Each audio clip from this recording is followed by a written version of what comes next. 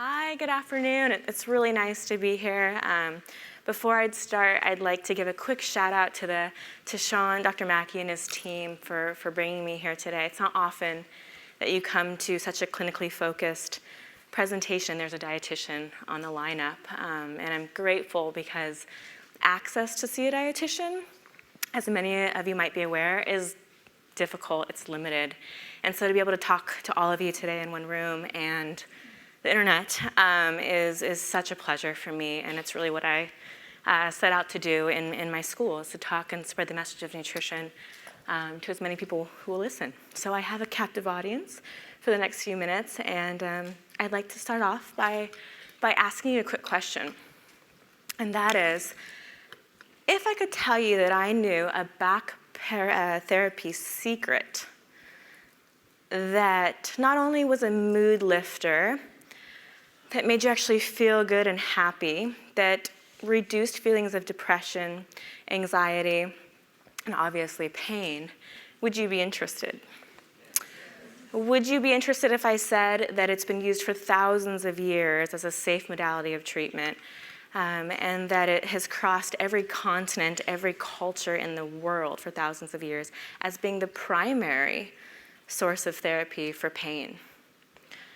What if I told you that it is good for the gut, that it can actually prevent, if not prolong, the onset of all of our chronic diseases that we have today? Diabetes, heart disease, neurodegenerative diseases, I can go on and on. What if I told you that it was inexpensive on every corner and that it actually tastes good? You didn't need to follow it with a glass of juice to get it down the hatch, right? And so the secret is, and I'd like to share with all of you today, and the title obviously has blown my cover here, but the secret is good food. It's good food. Good food, that's the secret. It's something we don't talk about often, certainly not when we're thinking about pain management, but I hope today that you walk away from this knowing that good food might very well be the remedy, if not one of the complementary remedies, that you can start doing tonight at dinner. So before I get into the science nitty-gritty part, I'd like to share a quick story with you. And that is that about a few years ago, my husband decided that he was going to go all out for a big birthday of mine. He hired a babysitter. He booked fancy restaurants in San Francisco months in advance. And we had this beautiful brunch. We're walking along Crissy Field down to the Golden Gate Bridge, and we get to this big warehouse. And he's like, "Surprise, here we are. Here's your birthday present." And I'm like, oh God, is there like all my family and friends in there? Not a big fan of surprises. But no, actually it was a giant trampoline park. It's called the House of Air. Something that maybe I would have been into 20, 30 years ago, but at that time I was like, okay, I'll give him the benefit of the doubt. The day's been great so far. So we go on in. I sign the 3 or 4 page disclosure, which I now know why they have us sign. We put our, these goofy looking socks on, and we start jumping. We're getting 4, 5, 6 feet off the ground, having a good time. And we're not the only adults there, I promise. Plenty of other adults. But soon enough, a couple of kids come up to us and say, "Hey, will you guys please join our dodgeball game? The staff here won't let us play the game, won't ref the game unless we've got 2 more people." And so my husband looks at him and is like, "Yeah, sure, for the kids we'll do it," even though I know he's going, "Oh yeah, dodgeball." So I go, "Sure, yeah, let's go ahead and do this." So we go to this indoor dodgeball arena, and we're having a great time. We're playing easy on the kids, because they're kids, right? They're 10 years old. But certainly there's no reciprocity from them. We are slow-moving targets for these 10-year-olds. But they kind of picked on the wrong guy, because my husband at the time was a professional triathlete. He was spending the upwards of 30, sometimes 40 hours a week running, cycling, and swimming at intense speeds. And so I was like, "Oh, you guys, got your work cut out for you." But out of the corner of my eye, a few moments later, I see my husband just crumple to the floor. And so I, very gracefully bound over to him. And there's a group of 10 kids around him now going, oh my gosh, he's hurt. We heard him. And they're kind of high-fiving, like we hurt the big dude. But out of the corner of my husband's mouth, he's able to squeak, I think I broke my back. I'm never going to race again. So I, myself, and these 10-year-olds kind of pull him off the edge of the trampoline. We get into an Uber, and instead of going out to the fancy 4-star restaurant they were going to, accompanied by this magical bottle of wine, we get burritos, and we spend my birthday eating them over a bottle of ibuprofen. For the next few months, let me just fast forward, we tried every modality of therapy under the sun. He pretty much had to cancel all of his races. His sponsors weren't sure if they were going to keep their contracts up with him. He got a pretty low mood, as you can imagine, and our relationship even suffered. So we tried all kinds of things, like I mentioned. We've been to several doctors, and of course I'd done the very scientific thing of Googling everything. So we tried everything under the sun that I had found out, and within a few months, I was like, all these things, and many of these things really did offer him relief, but most of them were very short term. But the chronic underlying pain was there as soon as the modality finished. So I put my research brain on, my science brain on, and I said, you know what, we've layered all these different things on top, but geez, we haven't really addressed any of the baselines. So let's look at nutrition. And so I told my husband, hey, we've been trying all these things and we've had some great relief, but let's talk about nutrition. Like that's what I do. Let's use it at home. And my husband, of course, goes, Heather, I'm sorry, but your food magic is not going to work on me. So being the scientist that I am and the very good wife that I am, I said, I'm going to prove you wrong. So I made sure that he ate every few hours because he often skipped meals. I made sure that he drank more fluid than he ever had before so that he was peeing every few hours. I made sure that we were eating fatty fish, lean meats, nuts, and seeds every single day. Not fish every day, but the other things every day. I doubled up on the portions of vegetables and fruits that I would give him. And lo and behold, within just a few weeks, he was actually able to sleep through a whole night. He felt better. He would never tell me that. So I got to walk around for a few weeks with like this smug little told you so thing on my face. But darn it, it worked. And I'm not sharing that story to tell you that I have some magic food wand, because I don't. But I tell you that sometimes we think about adding all these different modalities of pain management on top without really examining what we do every single day, several times every day. And so I'm here to tell you that food matters. What you eat matters, every single meal. What you had at lunch is now actually in your brains, and it is bathing your spinal cord, the discs, the vertebrae as we speak. So food matters. Now, let me tell you what good food means, since I told you good food earlier. Half of you are probably like, oh God, she sounds like my mom. The other half of you might be, skeptical, saying, yeah, what does good food mean, and how is it going to affect my back? Well, I'd like to tell you 3 ways that good food does that. The first one, good food provides the backbone, sorry, no pun intended, but the structure for your brain, for your spinal cord, for your discs. It is the gelatinous material in between every single one of your vertebrae, in your knees, in your elbows. Every joint that you have is built out of nutrition. Your body can't synthesize those things on its own. It only comes from what you eat. And besides providing structure, good food also provides nutrients that protect those organs of the body from the daily stressors of life, but also from things that we can't foresee, like trauma or injuries. And then the third thing good food does is it provides pleasure. And pleasure can oftentimes mask pain, but there's even some research suggests that it can actually fix pain. So now here's the science nitty-gritty piece. If your brain had a recipe on it, and you're going through the cookbook in your kitchen, and you're like, brain, sounds great. How do I make a brain? the recipe, the ingredients would say lentils, beans. It would say a good helping of fatty fish several times a week.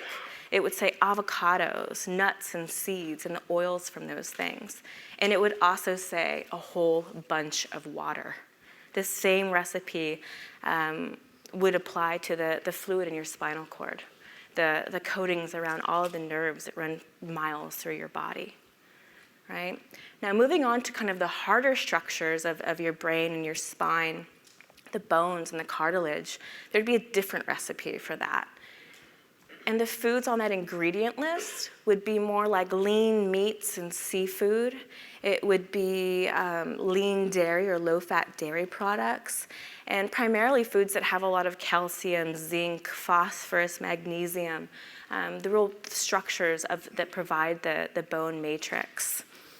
And like I said, your body can't synthesize these out of thin air. They come only from the foods that you eat. And a good example in how fast these things can affect your spine is that in utero, when we were just, the sparkle in our mom's eye, we had already built a spine out of what our mother had been eating that day, but also months beforehand. And we build those spines, that nervous system, in just a few days as a fetus. And so you can imagine the impact of every day what our mom ate when we were in the stomach, but also the years that we've accumulated outside of the womb from eating 3 times a day. You can imagine the impact that the food has on your actual brain structure, right? Well, moving on from structure, I'd like to also tell you a little bit about what good food is for protection. Good food offers protection to all of those organs I just talked about. Every day we have a lot of oxidative stress, meaning stress that we put on ourselves, emotional, but also physical stress. And that creates a lot of havoc in the body. It creates free radicals, it creates tissue damage, and a lot of other things that science doesn't quite even know the right words to use to put on it. But there's foods, there's these magical foods out there that offer protection now, but also in the future to protect these organs, and they're plants. Plants are powerful. And I'm saying plants instead of antioxidants for a very specific reason. And that is because out of the last 30 years where we've really been focused on looking at antioxidants as the cure-all, the panacea for every ailment under the sun, the research has been really depressing. It's kind of sad. And I've been the biggest proponent of it, saying, gosh, I really hope that vitamin A or vitamin C or selenium might be the answer to all of these different chronic diseases, but none of them are. Not even in high doses, not if you take them every day. And the reason is because you're taking a single one, all right? You're taking a single nutrient. And if you could look, if you could open the back and look into the pain pathways of the body, you would see this kind of matrix-looking, beautiful, beautiful system that's thousands of chemicals interacting simultaneously at any given moment. Yes, there's vitamin A and vitamin C and zinc and selenium in there interacting, but they don't act alone, and they're certainly not the biggest players in that pain cascade. They're just one of the thousands. So to think as humans that we can somehow drive this reaction by taking 1 or 2 nutrients is false. It's not going to work. Now, the supplement companies don't want you to know that, but unfortunately, that's what the best science says so far. Now, there's a caveat to that, and that is if you are deficient in one of those antioxidants, and we can do that through some blood tests and some other testing. If you're deficient, bringing the levels back up to a healthy, normal level certainly can offer you great pain relief and also protection day in and day out. But above and beyond adequate levels, we don't find that super doses of any single antioxidant works. But plants do. Plants are good food. And the reason I have this slide up is to show you that about half of your meals, and in fact, let me rephrase that, at least half of your meals that you eat every single day should be from plants. They harness this amazing power, this antioxidant blend that no pill, no medication will ever be able to offer you. It's in the right amounts, it's in the right concentrations, and if you're choosing richly colored, and I mean deep colored hues, if you're getting a nice variety, in fact, eating seasonally will offer you that variety, then you are getting the right dose of antioxidants.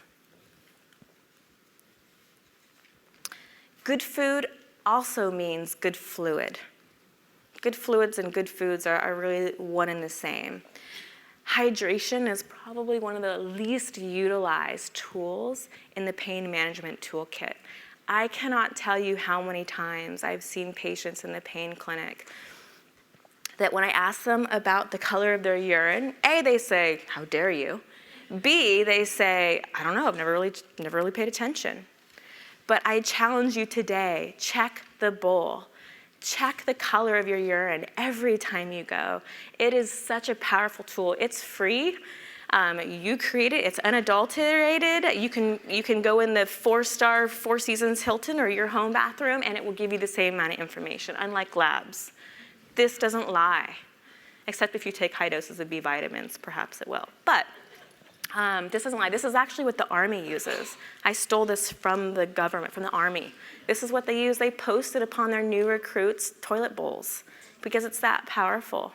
Because we know that if you're not hydrated well enough, your medications, certainly pain medications, aren't going to work well for you. Your gut's not going to work well for you. We all know what a dry gut does, right? Constipation, reflux, pain, gas, bloating. Perhaps even gout, diverticulitis, the list goes on and on. But we also know that muscles don't work well when they're dehydrated. Nerves use water, use fluid to communicate their messages. And we have all had cramping at some point or other. And most of the time, cramping comes from dehydration. So a very simple but amazingly effective strategy in pain management is making sure you stay hydrated. So I've talked about how good food means that you're providing your body with adequate structural nutrients. I talked about how good food provides the nutrients that protect those organs in the body. And they also offer resiliency towards future injury or stress. But now I'd like to move on to my last point, and that is that good food is pleasurable. Good food should feel good to your eyes, it should feel good to your nose, it should feel good going in, it should feel good coming out. It should feel good when you're sitting across the table from somebody, right? To share good food with other people. Good food should be good for the environment, it should be good for the community. And lastly, I have a picture of Thanksgiving here because oftentimes people think of gratitude, Thanksgiving, food. You know, we're happy to have the food in front of us. It's something we gather on the table as family or friends or as a community every year. And I like to highlight Thanksgiving as what a beautiful way to honor good food. Oftentimes, as we all know, when we're in episodes of pain, and there's great research that supports this, when we're in pain, we eat less. And not only do we eat less, but we eat less healthy. We're also, when we're in pain, on the other end of the spectrum, we usually, when we're not in pain, we tend to compensate for those times when we are in pain. And we eat more, but we also eat more unhealthy. So pain often makes food a casualty instead of a treatment. And so today at dinner time, I'd really like you to take a quick pause, look at the food in front of you, make sure that half of it are filled with plants, that you've got some good hydration in front of you, that you've got some of those structural components like the proteins and some carbohydrates in front of you. Look at the people you're sharing your meal with. If not, look internally, look inside. Let's be gracious for the food that we have in front of us, the amazing opportunity that we have with every single meal to actually help ourselves, right? Every time you eat, you make a choice, and an amazing choice. Am I gonna hurt myself today by eating processed, adulterated foods, or am I gonna help myself and eat beautiful foods that literally and physically bathe your brain in exactly what it needs at exactly the right time, okay? So I would like to thank you again for having me here today. I hope I've given you a moment of pause in the future, because we eat at least 3 times a day, and in the case of my husband, about 8 times a day. But it's such a beautiful opportunity we have to make a positive impact in our health, and it can start tonight at dinner. Thank you so much.